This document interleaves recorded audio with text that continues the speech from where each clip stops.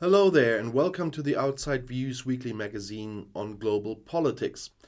The freedom movement in Iran continues to protest against the mullah regime. Instead of a democracy, the country could become a military dictatorship. That's what an expert warns now. After the death of the Iranian Kurd Jina Mahsa Amini, the Islamist dictatorship experienced an unprecedented wave of protests. The mullah regime is increasingly losing influence, even if it brutally shoots up the demonstrations. The Islam scholar Katashun Amirpur fears that another authoritarian force could fill the power vacuum. The Pashdaran, the Revolutionary Guards, could put an end to this theocracy of the mullahs, said the professor of Islamic studies at the University of Cologne. But of course, they are not willing to establish a democracy. That would then be a military dictatorship. From her point of view, this is logical since Iran has been on this path for years. Systemic protests have been going on in Iran for more than 2 months. According to Amirpur, the influential Revolutionary Guards who are loyal to the system could sense their chance to use the dissatisfaction against the clerical elite. The influence of the elite unit has been growing for years, including in the Iranian economy. But even if the power of the Revolutionary Guards should increase, Amirpur does not believe in an end to the freedom movement. The knowledge in the country about what the rule of law and democracy means is too great. This desire for freedom and above all the knowledge of what a better Iran could look like is there. It was very inconsistent that the state made women into second-class citizens while at the same time training them to become professors, doctors, and lawyers and allowing them to study. It's completely clear that it will bang at some point, said the expert, because the regime in Iran is using increasing violence against the freedom movement. International pressure is also growing. On Thursday, Germany's Foreign Minister Annalena Baerbock wanted to speak at the UN Human Rights Council in Geneva on suppressing the protests. At the request of Germany and Iceland, a special session on Iran was held, the convening of which was supported by more than 50 countries. The United States Supreme Court has cleared the way for ex-President Donald Trump's tax records to be handed over to a congressional committee. The Supreme Court on Tuesday denied a request by Trump's attorneys to stop the transmission of the tax documents to the Finance Committee of the House of Representatives, which is still controlled by Democrats at this point. For years, the Republican had taken legal action to prevent the documents from being handed over to the Democratic-led committee and finally failed at the highest level. Contrary to usual practice in the United States, real estate entrepreneur Trump did not make his tax return public, either as presidential candidate or after moving into the White House. Critics therefore suspect that he has something to hide. Trump announced last week that he intends to run again as a Republican presidential candidate in the 2024 election. The Finance Committee in the House of Representatives has been trying to get hold of the documents for years. However, during Trump's administration, the Treasury Department had stood in the way. It was only in the government of Trump's successor Joe Biden last year that the Treasury Department finally instructed the IRS to hand over the documents to the committee. Trump fought back in court and eventually petitioned an appeals court in Washington to stop it.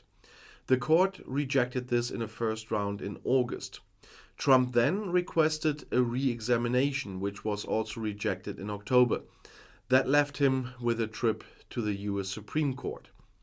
The Supreme Court also initially stopped the release of the documents in early November in response to an urgent request from Trump's lawyers and gave both sides the opportunity to comment on it.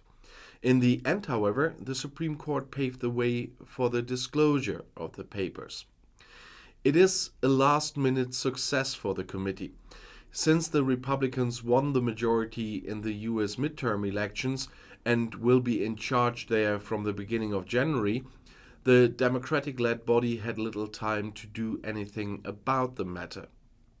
Trump is currently involved in various legal disputes, including because of taking secret documents to his private estate after leaving the White House. Brazil's right-wing populist head of state Jair Bolsonaro failed in his appeal against the results of the presidential election at the end of October. The head of Brazil's electoral court, Alexandre de Moraes, dismissed a lawsuit by Bolsonaro's party against the runoff. The court documents showed that on Wednesday. Moraes, who is also a Supreme Court justice, also fined Bolsonaro's coalition parties 22.9 million reais, about 4.1 million euros, for waging bad faith litigation. Similar to ex-President Donald Trump in the United States, Bolsonaro also expressed unproven doubts about the reliability of the voting machines before the election. Bolsonaro's supporters blocked the streets in protest at the results of the presidential election, and some called for a military coup. Bolsonaro was narrowly defeated by left-wing politician Luiz Inácio Lula da Silva. Bolsonaro is still in office. The head of state left his residence on Wednesday and drove to the presidential palace, as shown on Globo TV. Previously, Bolsonaro had not left his residence for almost 3 weeks.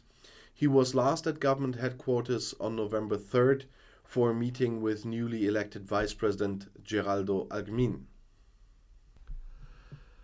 The US Department of Justice is reportedly wanting to question former Vice President Mike Pence as a witness in connection with the storming of the US Capitol.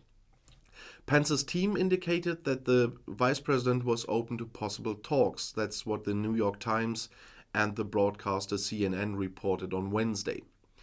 Pence recently stated that he was considering a candidacy for the executive chair in the White House, and that he was also ready to compete against his former companion Donald Trump. Testimony as a witness could reveal details that could hurt his former boss. Pence had recently declined to appear before the Capitol Committee of Inquiry, also for formal reasons. However, the new survey is part of criminal proceedings against Trump. In a recently published book, the former Trump confidant has already described details of the day of the protests at the US House of Representatives. Among them was his refusal as Congress Vice President to disregard election results. The demand for it is said to have come from a Trump lawyer. However, Trump himself could try to prevent or at least delay a statement by Pence. He can refer to a rule that's called executive privilege. This allows confidential conversations not to be passed on. The former president had previously attempted to do so with subpoenas from his attorney and chief of staff Mark Short to the Capitol Committee, but to no avail. Trump supporters stormed the seat of Parliament in Washington on January 6th in 2021. Congress met there to formally confirm the election victory of Trump's Democratic challenger Joe Biden. The violent crowd wanted to prevent that.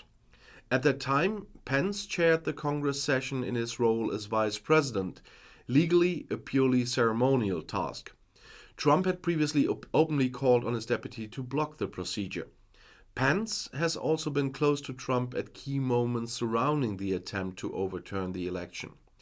The Justice Department has long been investigating the attack and those involved. However, it's still unclear whether the ministry could also prosecute the ex-president because of his role in it. The House of Representatives Committee of Inquiry had presented a number of witnesses at several public hearings who had heavily incriminated Trump. Trump criticizes the investigation as a whole as politically motivated and has long complained that it was just an attempt by his opponents to prevent him from returning to the White House. After a missile hit Poland's border with Ukraine, President Andrzej Duda was tricked by Russian comedians in a telephone call. In the conversation published on the RooTube platform, the duo fooled Duda into speaking to French President Emmanuel Macron. The presidential administration said on Twitter on Tuesday that the phone call took place during several phone calls with heads of state and government after the missile exploded. In the course of the call, Duda recognized from the unusual conduct of the conversation that it could be an attempt to deceive and ended the call. The comedians Vovan, that's Vladimir Kuznetsov, and Lexus, that's Alexei Stolyarov, are behind the action. In the 7-minute conversation, Duda reported to the supposed Macron about the missile hit in the border area with Ukraine. It was without a doubt a missile. We don't know who fired it. It was a Russian missile, so it was produced by Russia, explains Duda in broken English. And the things got explosive. Duda went on to report that he had already spoken to NATO Secretary General Jens Stoltenberg and announced that Poland could apply for the procedure under Article 4 of the NATO treaty to be initiated.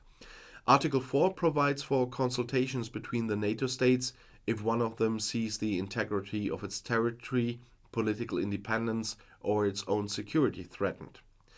Duda also tells the caller about his phone call with US President Joe Biden.